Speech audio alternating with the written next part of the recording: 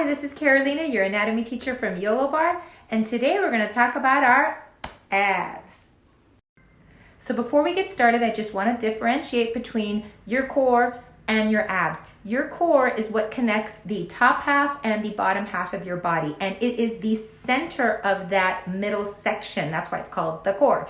It is a canister-shaped cavity, abdominal cavity that is supported by your deepest abdominal muscles, your deepest spinal muscles, your breathing muscle, the diaphragm, and your pelvic floor. And inside are your organs. That's your core. And here you have your abdominal muscles. I'm pointing to your transverse abdominal muscles. That is the front part of your core right there. Those muscles run horizontally across your torso. On top of that, on the sides of your waist, you have the obliques. Here I'm pointing to the internal obliques. They run upwards, as you can see, from your iliac crest to your ribs. And then over that, you have the external obliques, which run downwards from your ribs down to your pubic bone. And here highlighted, you can see your rectus abdominis. Those are your six-pack muscles, the ones we always think about when we talk about the core. They run vertically down from your ribs and your xiphoid process there in the middle of your ribs down to your pubic bone, and they are connected on the sides to your external obliques. Oh, and now we can really see the transverse abdominal muscles close up. Those are your deepest abdominal muscles. They wrap around like a corset around your abdominal cavity, and they connect to your back muscles, they connect to your ribs and down to your hips, and they help support your spine. They stabilize you, they hold you up erect, they keep your visceral organs safe. They are stabilizing muscles.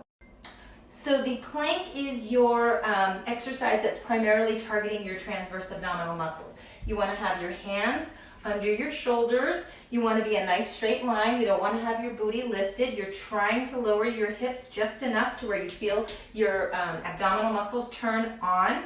Your glutes are engaged. Your legs are engaged. Here I'm on my toes.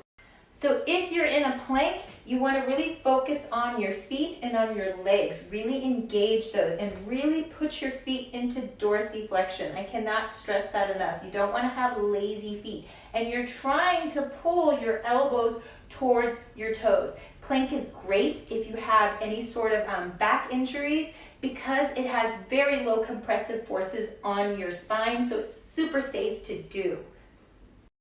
Something to look out for in plank and in all of the abdominal exercises I'm going to show you is abdominal bulging. You may have a separation of your rectus abdominis, and I'll talk more about that later, but it would cause a cone shape in your abdomen. So if you're in your plank and you see that you have this coning, you want to go down to your knees. We have lots of options at YOLO Bar. You can go up to the bar. Just watch for that. The next layer of muscles on top of your transverse abdominal muscles are your internal obliques, and these run upwards from your iliac crest up to your ribs, and these help with same side rotation and lateral flexion.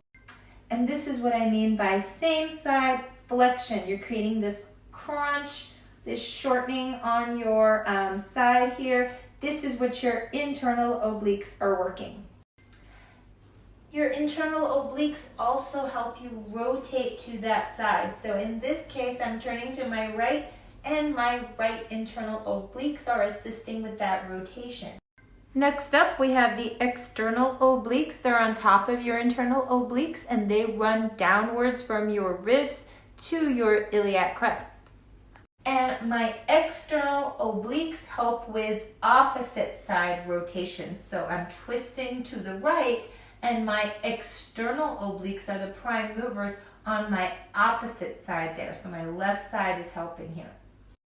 And a great exercise for your external and internal obliques is the side plank. So you can do that on your knees like this. Again, you want to maintain a plank. You want to do all the same things you would do in plank, but on your side, you want to have your ankles super straight and feet dorsiflexed. And you're resisting that lateral bend there.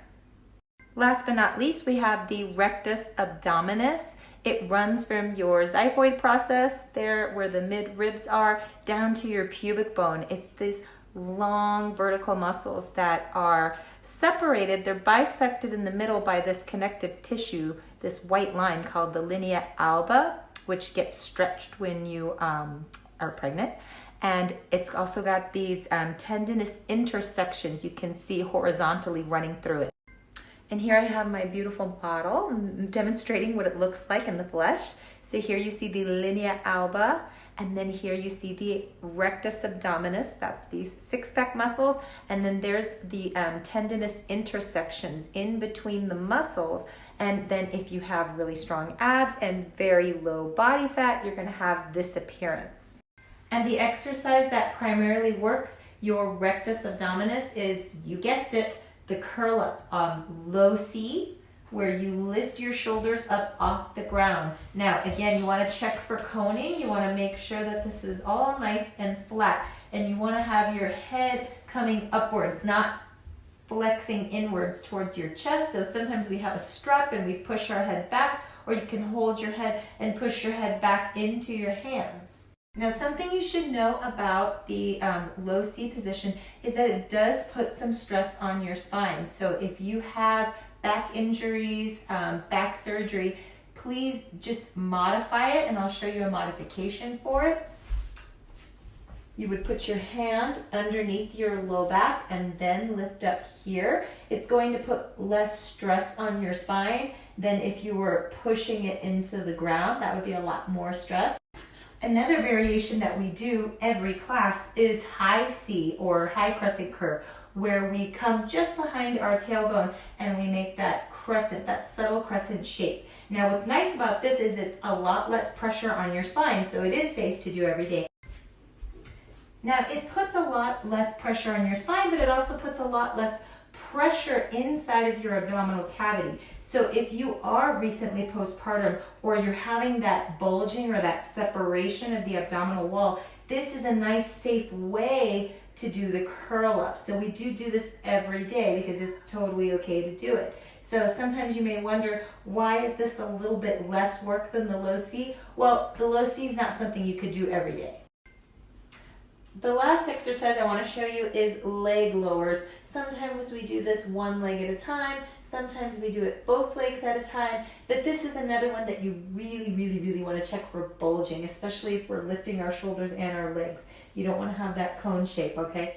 So what you want to work on here is keeping your back pressed against the ground as you lower one leg or both. And what you're doing is stabilizing again. The only exercise that we have that actually works your muscles to create hypertrophy or to create bigger looking muscles is that curl up. All of the other exercises that we use at YOLO Bar are to stabilize you, because that's actually what you truly need. So why is core stability so important? Well, it's how we transfer forces from our lower body through our upper body without injuring ourselves. And it also enhances performance. So if you're somebody who likes to run or dance, it helps you maintain control and keep pressure off of your spine. If you can move well with a stable core, you're putting a lot less load on your spine, which is what you want. You want your spine to last you a lifetime. Your abdominal muscles also help you produce force, like when you're lifting up something heavy off the ground, or when you're sneezing, or when you're coughing, or when you're defecating, or when you're delivering a baby. It's what helps push everything out or upwards. Well, I really hope this video gave you a better appreciation of your abs, all those muscles that run this way and that way to hold your core in place and to keep your spine safe and stable, so that you can move better, so that you can do better, feel better. That's what BAR is all about. And if you have suggestions for future videos, drop those in the comments. And as always, thank you for watching.